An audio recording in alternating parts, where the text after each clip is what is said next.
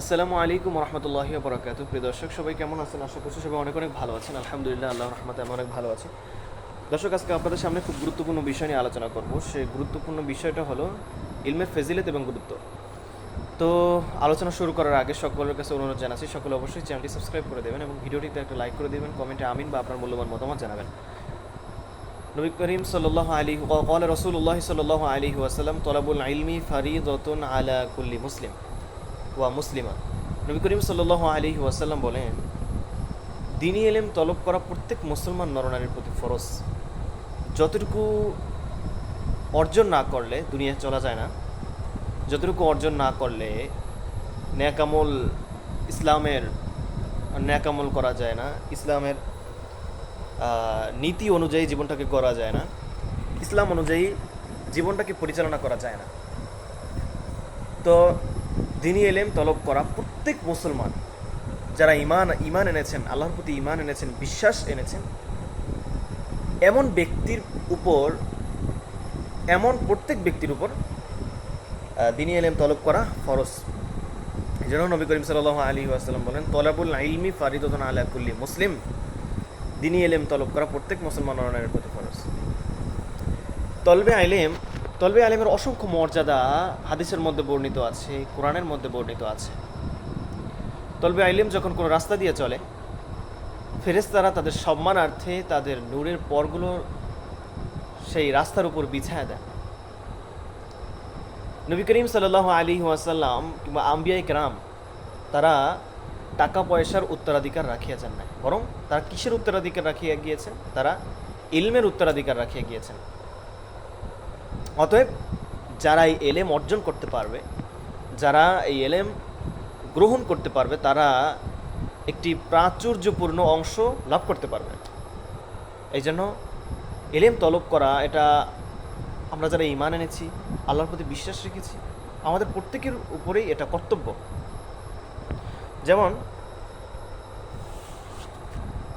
আমরা অনেকেই কোরআন শরীফ তেলাওয়াত করতে পারি না, আমরা অনেকেই দ্বীনের পথে চলতে পারি না। আর দ্বীনের পথে চলতে গিয়ে আমরা অনেক সময় অনেক বাধাগ্রস্ত হয়ে যাই।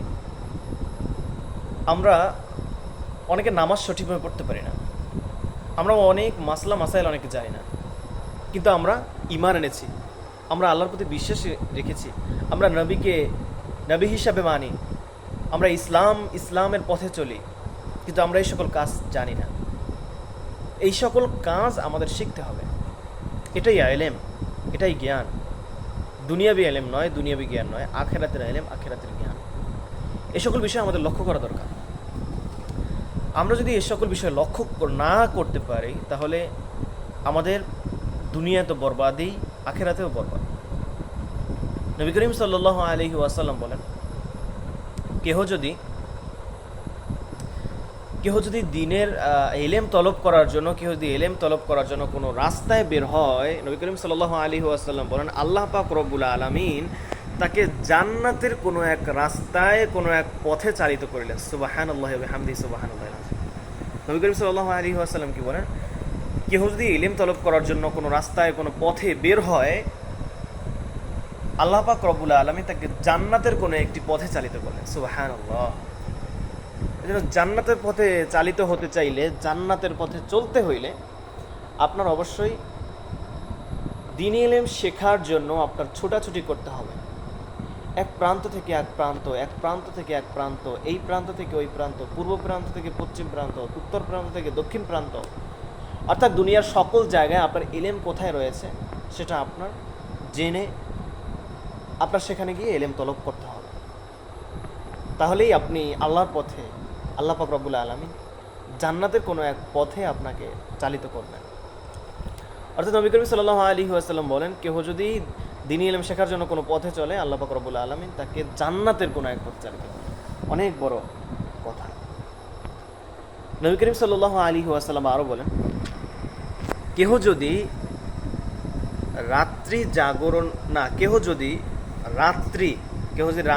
1 ঘন্টা,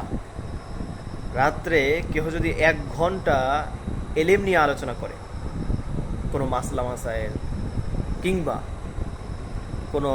তার কোনো সূরা অশুদ্ধ রয়েছে, কোরআন শরীফের কোনো সূরা অশুদ্ধ রয়েছে, তিনি সঠিকভাবে শুদ্ধভাবে তেলাওয়াত করতে পারে না, শুদ্ধ করার জন্য তিনি কোনো শিক্ষকের কাছে, তিনি কোনো আলেমের কাছে, হাফেজের কাছে, ওলামায়ে কেরামদের কাছে গিয়ে তিনি শিখলেন, কিংবা কোনো একটা মাসালা নিয়ে আলোচনা করলেন, কিংবা দিনের কোনো বিষয় নিয়ে তিনি জানার ইচ্ছা করলেন।